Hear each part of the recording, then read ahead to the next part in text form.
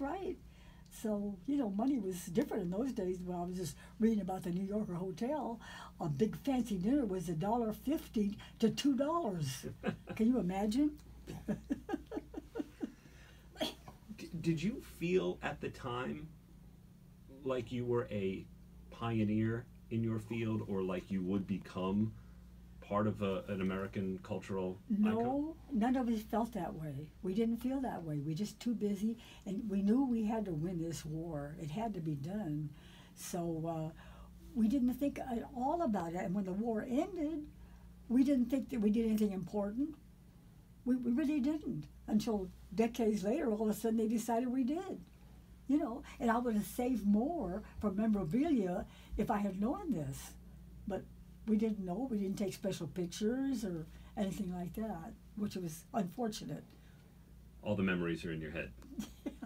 What was the plant like? What did it smell like? What did it look like? It's so different. It was so different then because we didn't have to lock our cars or lock our house. We didn't have to look over our shoulders. Somebody going to shoot us. We were calm. Even though there was a war going on, we were more calm about that because we knew we were helping people, and they respected us. And they played music. They played all kinds of war songs, beautiful war songs, while we were working. The loudspeakers in the plant, so we could help us our morale, which it did. So there was a real sense of mission. Yeah, beautiful war music. Oh yeah, it was beautiful. There was an old song from England, some about when the lights go on again all over the world, because we had to turn all the lights out, most of the cities, and just in case we got attacked. And it was all the buildings were camouflaged to look like cities. Yes. Amazing. When did it become apparent that you were part of this greatest generation? When did you sort of first realize that what you did was important? About 10 years ago. I didn't think anything about it until then. Most of us Rosies didn't, And I get more attention than a lot of Rosies. We have so many Rosies, but because I worked till I was 95, and most people didn't. They just, after the war, that was it, They fired you all. Yeah, they laid us off to be replaced by the men that were lucky enough to come back, and we were happy for the ones that came back. The ones that made the supreme sacrifice, of course.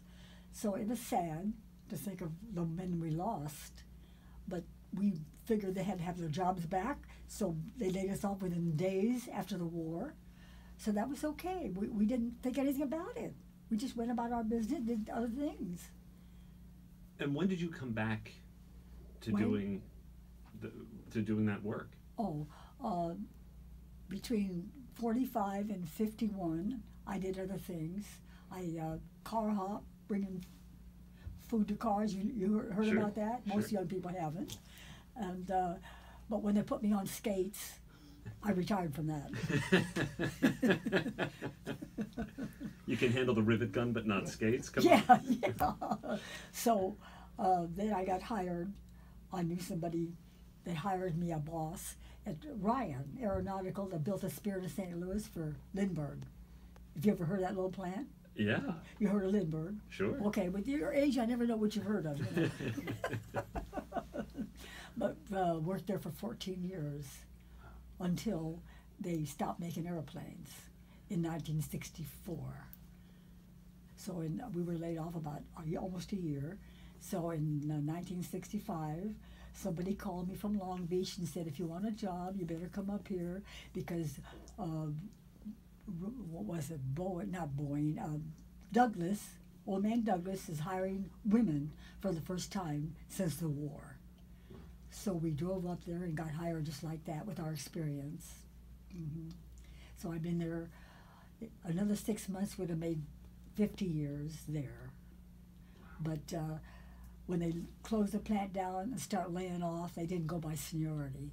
They went by departments. So that's why I didn't get my 6 months in. But you didn't quit. You just No, went. I don't want to ever tell anybody I retired. I did not. That's not in my vocabulary, retire. they laid us off. So at my age, at 95, I went to the unemployment office. And I said, I know you're going to hire me for a job because I'm 95. And they all laughed. We all had a good time. Do you miss it? Yes, I do. I miss being around people every day.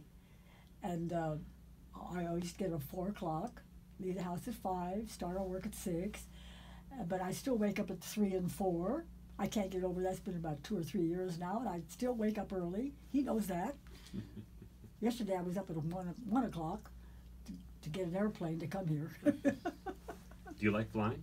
Huh? Do you like to fly? Yes, I do. I never used to, but I'm used to it now. And they've been so good in the airlines, been so great. It's been a very interesting trip. When you're on a plane, do you take a look out of the wing and think, huh, I could have... You know, they usually put me by a wing, that I built those wings, and the aerolons. And I usually look at those, that aerolon better move so we can fly up here, and I'd watch it. But yesterday was the first time I haven't sat by a wing. So I couldn't watch it. And I look at the rivets, and I look at this and that. Yeah, I check things. They doing okay? They're looking They're all right? doing fine. What brings you to New York? What brings you to town? Why are you in New York?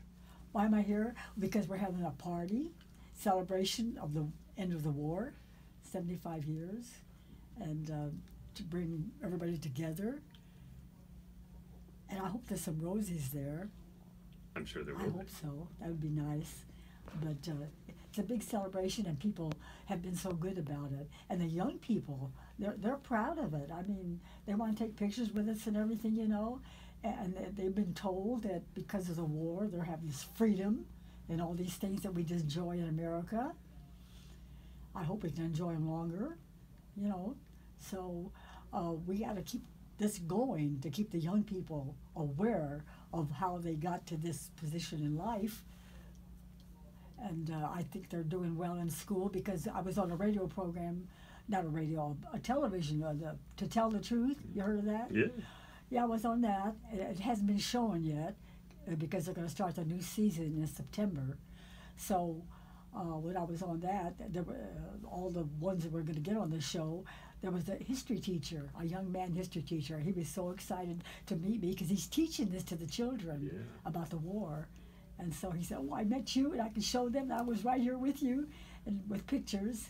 So that was very interesting. Because you are an important part of history. It wasn't just the sacrifice about war and freedom and all that. You were a pioneer in industry. Women had not done what you did. Exactly. A lot of women have told us we paved the way for them. The CEO women of big organizations. I've sat with them at a luncheon, and they make us feel so important. And we never felt important. And all of a sudden they're making us feel that, well, maybe we did pave the way for them to get good jobs, because in those days they couldn't. Nobody thought women could do these things until we went in there and proved that we could, you know. So I'm proud of that now. It took years for even to think about it. But now that they're letting us know, yeah, I guess it was a wonderful thing for us women to start this. Yeah, I'm in a Trailblazer book from Boeing also. Yeah. So. You think you could still, if someone put a rivet gun in your hand, you could go to work now? Different size rivet guns, you know, if you need more pressure, you need a bigger rivet gun. So I had a lead man, not during the war, this was at Boeing here, and he'd go tell the boss, Elinor's got this big old rivet gun, as if I'm going to ruin something. So I had to tell these people that I did this before you guys were born, you know. You are amazing. You are amazing. I mean, this event here, I mean, this will bring back, you know, all those memories and help teach a new generation. That's what you want. Yes, that's what we want to do. Keep the generation realizing what's going on, what went on, to make their life the way it is now, where they could get these top jobs and take up more technology jobs, because the men are outwitting them in that way. I understand in college there's more men taking that up than women. In one class, they said they had 40-something men and only about 7 women. So we got to inject this into these younger kids to take that up. Otherwise, the men are going to beat us again. We can't allow that because we can do it.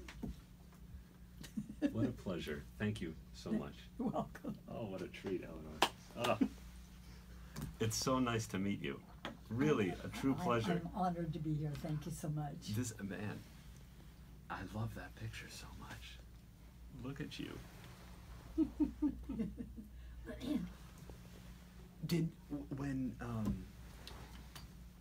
Would you have kept going, do you think, beyond I that? probably would have. Yeah. Ronald Reagan is the one that changed the law because Yeah. they used to have to force us to retire at 65. So they couldn't do anything about it. But if I couldn't cut the mustard, as they say, they would have found a way. Sure. But I was a hard worker. And he knows that. They even told him. Yeah, I was a hard worker. So they couldn't do anything about it. In fact, they were proud of me. They treated me real well. So, you know, it's just one of those things. And I'm happy that I was able to do that. Was able to keep working. People used to say, well, when are you going to retire? I said, I don't know. Whenever I feel like it, you know, things like that. Oh. You look great. It's so wonderful to have met you. Thank you Thank you. so much. Thank you. Thank you. Oh, what a pleasure.